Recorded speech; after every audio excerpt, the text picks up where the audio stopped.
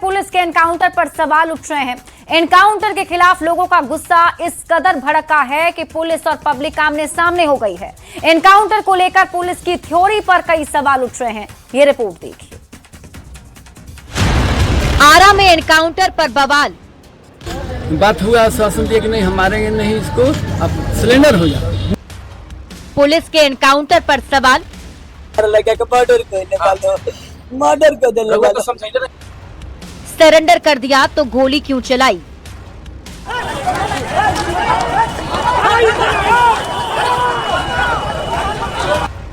भागते दौड़ते लोग, बंदूक ताने हुई पुलिस, हर तरफ हंगामा और बवाल।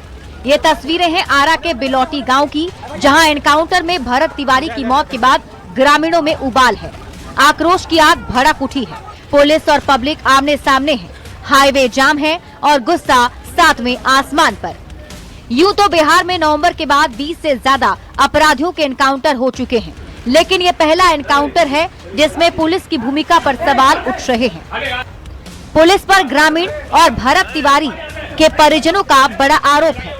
लोगों का कहना है कि पुलिस ने सरेंडर करने के बाद भी भरत तिवारी को गोली मार दी।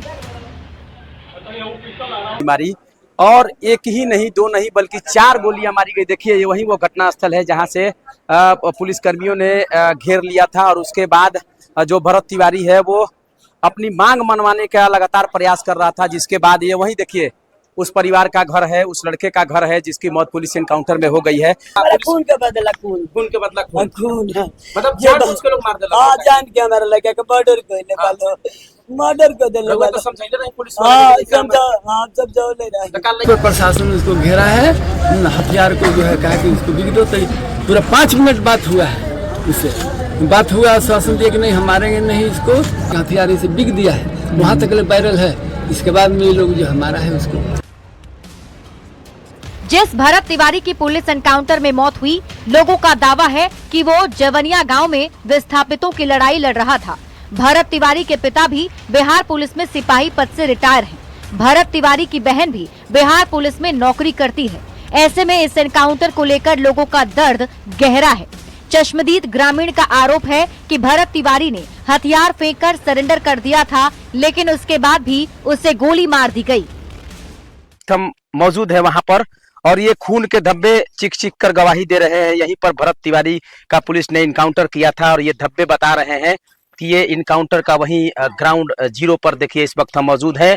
सुनसान इलाका है जो जवनिया गांव के विस्थापित है, यहाँ पलानी लगा करके रहने को मजबूर है और यहीं पर पुलिस ने उनका इनकाउंटर। कह लीजिए हम सिलेंडर पर हमारा मांग, डीएसपी साहब बोले कि देखिए सिलेंडर कर दीजिएगा तो हम आपका मांग पूरी कर देंगे। ठीक है, बंदूक फेंके, सब लाइव वीडियो में है, हम लोग देखे, आप लोग आंख से नहीं देखे, हम लोग उधर थे।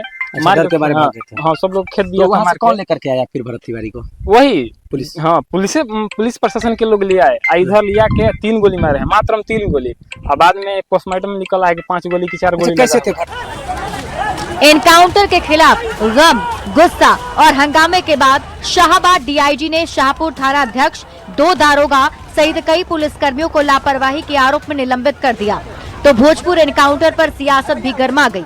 शिक्षा मंत्री मिथिलेश तिवारी ने कहा, हाई लेवल जांच चल रही है, जो भी दोषी होंगे उन पर सख्त कार्रवाई होगी। देखिए 4 पुलिसकर्मियों को सस्पेंड किया गया है। घटना की उच्च स्तरीय जांच होगी और कड़ी कार्रवाई। देखिए पूरी जांच आने दीजिए, जांच होने के आने दीजिए। अगर बच्चा भी क्षुब्ध था तो पुलिस को धैर्य रखना चाहिए था। आरा में एनकाउंटर को लेकर बिहार पुलिस की थ्योरी पर कई सवाल उठ रहे हैं। आखिर एनकाउंटर सही है तो थाना अध्यक्ष दारोगा को सस्पेंड क्यों किया? क्या पुलिस ने मान लिया है कि कहीं न कहीं चूक हुई है?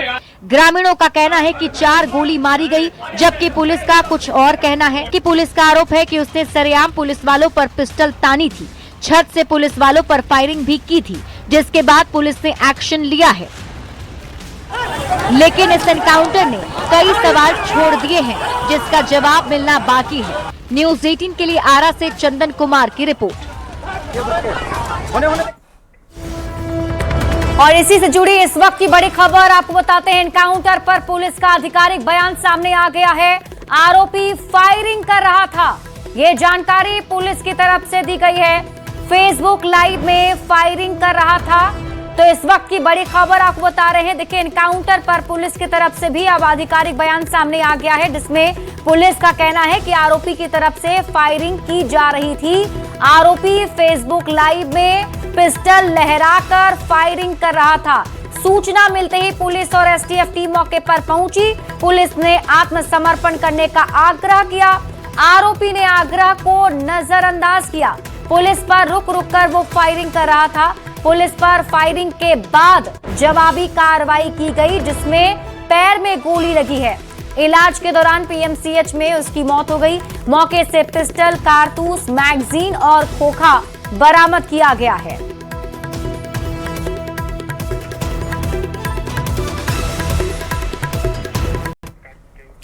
बढ़ते आगे और बात अगली खबर की। लालू प्रसाद ने कल अपने और अपने परिवार की सुरक्षा में हुई कटौती को लेकर पूर्व सीएम नीतीश कुमार पर निशाना साधा था। अब उनके बड़े बेटे तेज प्रताप ने भी उनका समर्थन कर दिया और अपनी सुरक्षा लौटा दी। उन्होंने कहा कि लालू प्रसाद का आरोप बिल्कुल सही है, पर पुलिस मुख्यालय का कहना है कि लालू प्रसाद से लेकर राबड़ी देवी तक की सुरक्षा संवैधानिक नियमों के मुताबिक ही दी गई है। ऐसे में सवाल है, लालू परिवार की सुरक्षा का सच क्या है? इस रिपोर्ट में देखिए। दिल्ली में बैठ के उनका काम क्या है? जो उन्होंने कहा है तो बात सच्चाई होगा। नीतीश कुमार ने लालू परिवार की सुरक्षा छीन ली। ये आरोप पहले लालू प्रसाद ने लगाया, अब उनके बेटे तेज प्रताप यादव लगा रहे हैं। उनका कहना है कि लालू प्रसाद का आरोप बिल्कुल सही है। ऐसा करना नीतीश कुमार की पुरानी आदत है। तो नीतीश कुमार ये कर रहे होंगे दिल्ली में बैठ के, उनका काम क्या है? जो उन्होंने कहा है तो बात सच्चाई होगा, गलत तो नहीं कहेंगे वो। तो नीतीश कुमार कर रहे होंगे, खेल बेल रच रहे होंगे, उनका शुरू से खेल बेल रचे हैं वो। हालांकि तेज प्रताप के आरोपों के पहले ही बिहार पुलिस मुख्यालय की ओर से एक सोशल मीडिया पोस्ट किया गया, जिसमें ये साफ लिखा गया कि सुरक्षा में कटौती की कार्रवाई किसी के कहने पर नहीं बल्कि नियमों के मुताबिक की गई। बिहार पुलिस मुख्यालय ने अपने पोस्ट के जरिए जानकारी दी है कि लालू प्रसाद को बिहार के पूर्व मुख्यमंत्री के नाते विशेष सुरक्षा दल अधिनियम 2010 के तहत अंगरक्षक, आवास गार्ड, स्क्वाड गार्ड, पायलट वाहन, बुलेट प्रूफ कार उपलब्ध कराई गई है। वहीं राबड़ी देवी को बिहार विधान परिषद की नेता प्रतिपक्ष और पूर्व मुख्यमंत्री के नाते विशेष सुरक्षा दल अधिनियम 2010 के तहत और बिहार सरकार का संकल्प ज्ञापांक 3663 के तहत अंगरक्षक, आवास गार्ड, स्क्वाड गार्ड, पायलट वाहन, बुलेट प्रूफ कार, सादे लिबास में एसपी सुरक्षा कर्मी मुहैया कराए गए। यानी दोनों नेताओं को नियम के अनुसार ही सुरक्षा उपलब्ध कराई गई। ऐसे में सवाल है कि जब सुरक्षा में कटौती नियम के मुताबिक ही हुई है, तो लालू परिवार सुरक्षा के मुद्दे पर विक्टिम कार्ड क्यों खेल रहा है? पटना से संवाददाता अमित कुमार के साथ ब्यूरो रिपोर्ट, न्यूज़ 18। नालंदा का नगर नौसा बाजार इस वक्त रणक्षेत्र में तब्दील हो चुका है। वजह है डिग्री कॉलेज खोलने को लेकर पिछले 1.5 महीने से जारी तकरार, जो अब पूरी तरह से आर पार की जंग में बदल गई है। मामला तब और बिगड़ गया जब आंदोलनकारियों ने सड़क पर उतरकर उग्र प्रदर्शन की कोशिश की और पुलिस पर पथराव कर दिया। जवाब में पुलिस ने भी ताबड़तोड़ एक्शन लिया है। अब तक 10 से ज्यादा उपद्रवियों को गिरफ्तार किया जा चुका है। इस रिपोर्ट में देखिए। कॉलेज की मांग पर तकरार, छात्रों और स्थानीय की हुंकार। मांग नहीं हुई स्वीकार, आंदोलन पर पुलिस की मार। प्रदर्शनकारियों पर कार्रवाई की धार, 3 युवती सहित 10 से ज्यादा गिरफ्तार।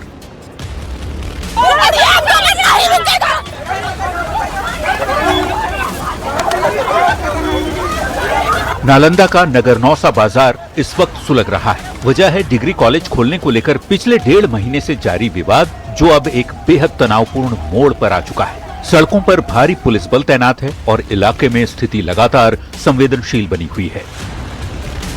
आंदोलन समाप्त हो जाएगा, आप लोग को लग रहा है? ये आंदोलन और लंबा चलेगा, और लंबा चलेगा। दरअसल प्रदर्शनकारियों ने एक बार फिर उग्र आंदोलन की चेतावनी देते हुए सड़क पर उतरने की कोशिश की। देखते ही देखते हालात बेकाबू हो गए। प्रदर्शनकारियों की तरफ से पुलिस पर कई बार पथराव करने की कोशिश भी की गई, जिसके बाद पुलिस को बल प्रयोग करना पड़ा।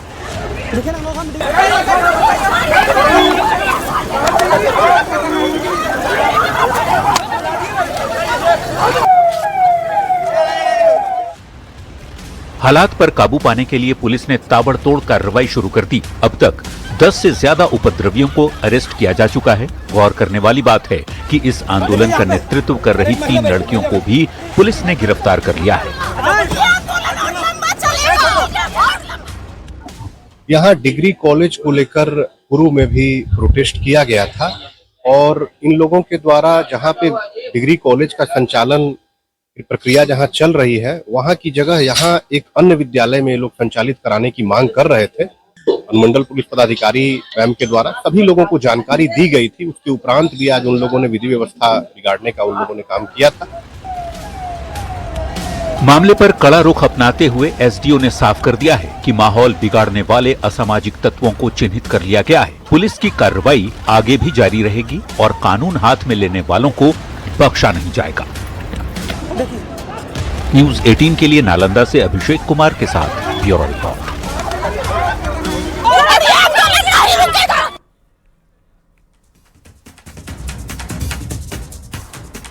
बढ़ते आगे और बात अगली खबर की। प्रिंस यादव की संदिग्ध मौत मामले में अब उनके भाई रोशन आनंद का गुस्सा और दर्द बांध तोड़कर सड़कों पर आ गया है। इंसाफ की आस में रोशन आनंद हाथ में आवेदन लेकर सीधे मशहूर शिक्षक खान सर यानी फैजल खान के खिलाफ एफआईआर दर्ज कराने कदम कुआं थाने पहुंचे।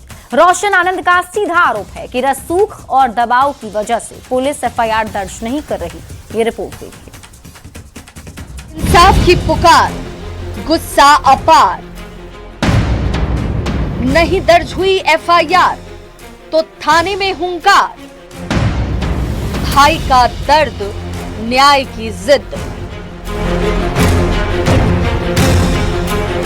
एक तरफ भाई को खोने का कभी न खत्म होने वाला गम और दूसरी तरफ सिस्टम से न्याय की भीख मांगता एक बेबस भाई। प्रिंस यादव की संदिग्ध मौत के मामले में रोशन आनंद का गुस्सा अब 7वें आसमान पर है। इंसाफ की आस में रोशन आनंद कदम कुआं थाने की चौखट पर पहुंचे हुए हैं। रोशन आनंद ने सीधे तौर पर खान सर यानी फैजल खान पर हत्या की साजिश का गंभीर आरोप लगाया है। पुलिस ने आवेदन तो रख लिया, लेकिन फिलहाल एफआईआर दर्ज नहीं की गई है, जिस पर पुलिस विचार कर रही है। थाने पहुंचे रोशन आनंद का दर्द कैमरे के सामने भी फूट पड़ा। उन्होंने भारी मन से कहा कि उन्हें झूठा आरोप लगाकर जेल भेजा गया था ताकि उनकी आवाज को दबाया जा सके। देखिए, हम पर झूठा एफआईआर करवा करके हमको जेल भेज दिया गया फैजल खान के द्वारा षड्यंत्र के तहत, और हमारे भाई की हत्या करवा दी गई फैजल खान के द्वारा। लेकिन जब आज हम एफआईआर दर्ज करवाने के लिए आए हैं तो हमारा एफआईआर नहीं लिया जा रहा है। लेकिन इस बार रोशन आनंद पीछे हटने के मूड में नहीं है। आर पार की लड़ाई का ऐलान करते हुए उन्होंने साफ कह दिया कि चाहे पटना पुलिस उन्हें गोली ही क्यों न मार दे, वो अब थाने से नहीं उठेंगे। यहाँ पर बैठेंगे, अगर हमारे भाई को न्याय नहीं मिलता है, हमको पटना पुलिस गोली मार दे, हम यहीं।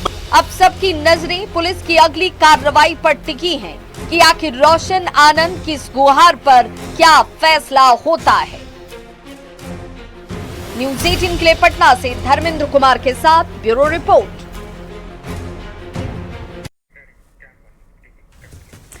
बड़ी खबर बेगूसराय से है, जहां मानवीय संवेदना को झकझोर देने वाली घटना सामने आई।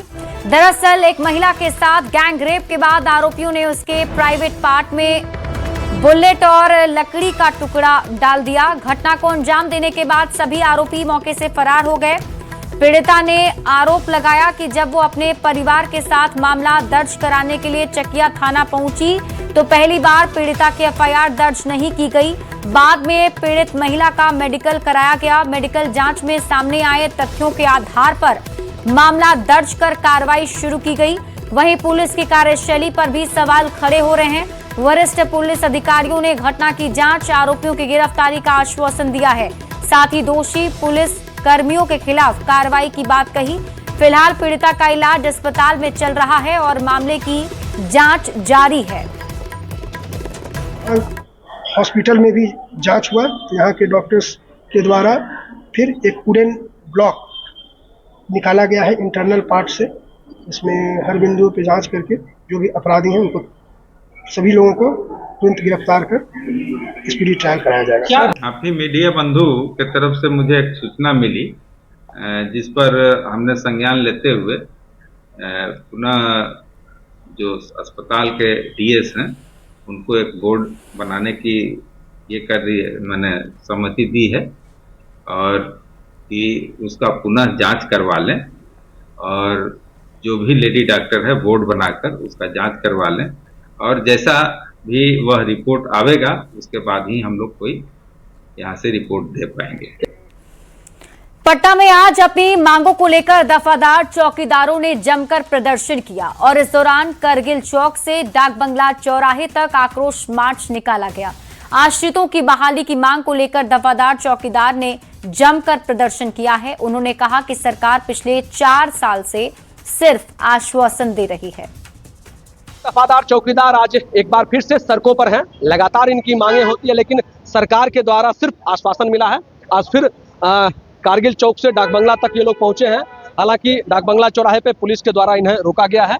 सिर्फ मांग है कि इनकी बहाली हो और जो इनके आश्रित जिनके ये आश्रित थे और जो पहले इनके पूर्वज नौकरी करते थे बस उसी के स्थान पर इन्हें नौकरी हो। सिर्फ एक मांग है। सरकार बराबर आश्वासन देती है, खुद मुख्यमंत्री के द्वारा आश्वासन मिला है लेकिन स्थिति है कि ये लोग अभी भी सड़कों पर है, प्रदर्शन करने के लिए बाध्य है। क्यों आप लोग बार बार प्रदर्शन करते हैं सरकार? सर हम लोगों का सरकार से सिर्फ एक ही मांग है कि 1/1/1990 से लेकर 2026 तक जो भी दफादार चौकीदार रिटायर हो चुके हैं और होने वाले हैं उनके आश्रितों को बहाल किया जाए। सरकार से हमारी यही मुख्य मांग है। क्यों आप लोग को बार बार सरकार केवल करेंगे कर नहीं रही है, परेशान क्या करे सर, कुछ समझ में नहीं आ रहा है। इस बार आप लोग ले कर जाएंगे तो लगातार 4 सालों से इन लोगों का प्रदर्शन है। सरकार के से इन लोगों की मांगे हैं लेकिन अभी तक इनकी मांगे पूरी नहीं हुई हैं। ये लोग भी अडिग हैं कि नौकरी हर हालत में लेकर ही जाएंगे। जो इनकी मांगे हैं वो मांगों को सरकार जल्द से जल्द पूरा करे। न्यूज 18 पटना से धर्मेंद्र कुमार। और अब खबर गया जी से, जहां केंद्रीय गृह राज्य मंत्री नित्यानंद राय ने केंद्र की मोदी सरकार के 12 साल पूरे होने पर बयान दिया। उन्होंने मोदी सरकार के 12 साल की उपलब्धियों को गिनाया। कहा यह अवधि सेवा, सुशासन और विकास के स्वर्णिम सालों के रूप में दर्ज हुई है। 12 वर्षों में विकसित भारत के लिए जो प्रयास हो रहे हैं निश्चित रूप से माननीय प्रधानमंत्री जी का सपना और संकल्प पूरा हो। विकसित भारत के चारों आयाम, युवा, महिला, गरीब और किसान, सबके जीवन में खुशियां आए, सबके परिवार 2047 से विकसित भारत बने, ये हमारे माननीय प्रधानमंत्री। और आगे